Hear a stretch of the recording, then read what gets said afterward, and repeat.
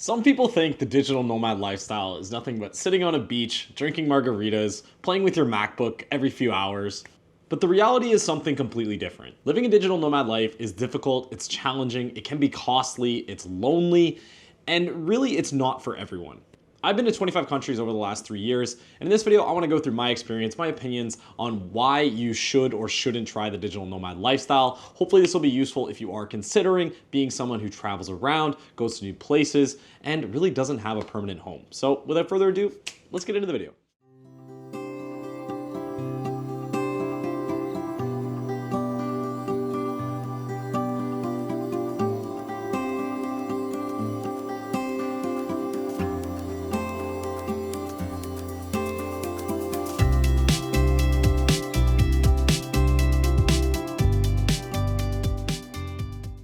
All right, welcome back to the channel. My name is Alex. This is the Lifting Nomad. And again, in this video, I want to talk about what it's actually like, the actual truth about living the digital nomad lifestyle.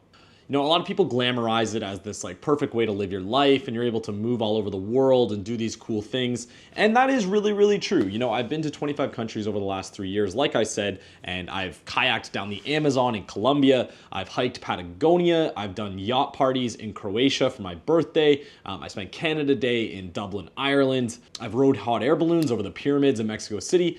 But at the same time, there's been some really, really dark days. Like for instance, I took a trip over Christmas a couple of years ago, and during that vacation, I was actually with my family. I ended up chipping my tooth, catching COVID, and then the day after I got off that vacation, I flew 13 hours to Buenos Aires, Argentina. Never been there before. My Spanish at the time wasn't that good. And I had to go to the dentist, get my tooth fixed, and she didn't really speak a lot of English, so I had to Google Translate most of it and hope that she didn't gas me and give me grills while I was passed out. There's always a lot of challenges and difficulties that come with this lifestyle, and it really isn't as glamorous as like Instagram or YouTube will have you believe.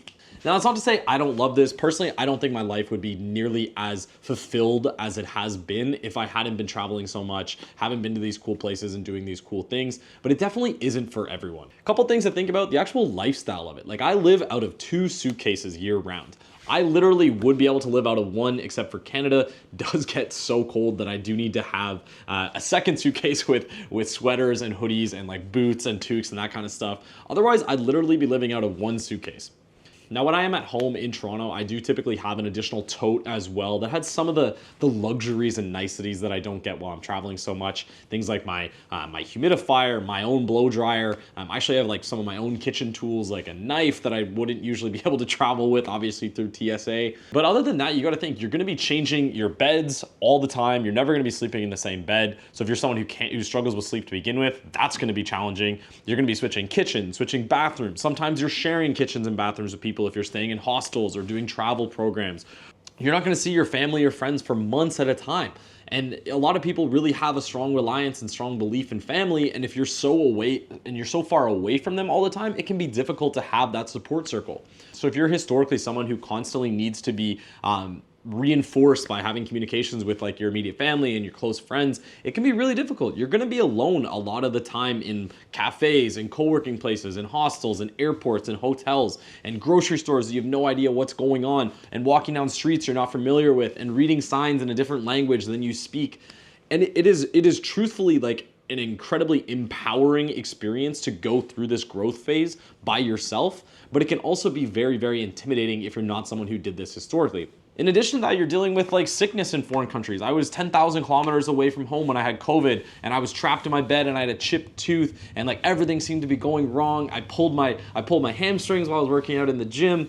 You know, you're dealing with power outages and you're dealing with storms and trees going down and knocking out the internet. You're dealing with like slow internet and just like power outages in general that happen in a lot of these countries that we take for granted back home. And it can be extremely, extremely difficult to stay focused while you're just constantly being barraged with all these issues. You know, if you are someone who hasn't had the experience of going through solo traveling and trying to figure things out on your own, maybe you haven't done things like, I don't know, learning a language or starting a business by yourself or like running a marathon marathon, things like that really challenge you individually. I will say that this lifestyle is very good for you in the sense that it's going to push you outside of your comfort zone. It's going to push you to find solutions in a place that you normally wouldn't have to. It's going to literally force you to sink or swim, because when you're this far away from home, it's not as simple as just like snapping your fingers and then you're back at your mom's house and she can solve all your problems, she can do your laundry, she can cook you food, and she can just tell you everything's going to be all right. For most of the time, it's scary. You know, it's very scary. And then you think about your support circle. Like, the friendships are constantly transient because you're meeting new people all the time. People are constantly traveling. You're meeting people at like language exchanges and Nomad meetups, but then they're leaving the next week, or you're doing like a hostel pub crawl and you're just meeting backpackers who are only there for a few days. Then they're moving on to their next adventure. Dating is nearly impossible, as maybe you date a local, but she doesn't really want to be interested in you because you're not going to be staying long, or maybe you meet a nomad, but they're going on to a new place as well. People are constantly coming and going.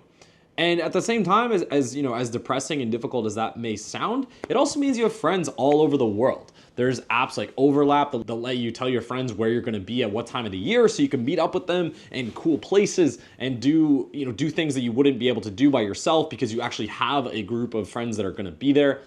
And I will say, after doing this for so long, you keep in touch. I use Instagram mostly, but you keep in touch with people like all over the world. So no matter where you're traveling to, you can just throw up a story, and odds are someone is either going to be there or has been there and can send you some recommendations, can connect you with someone locally who can hook you up into going to good restaurants and good bars and showing you like a good time.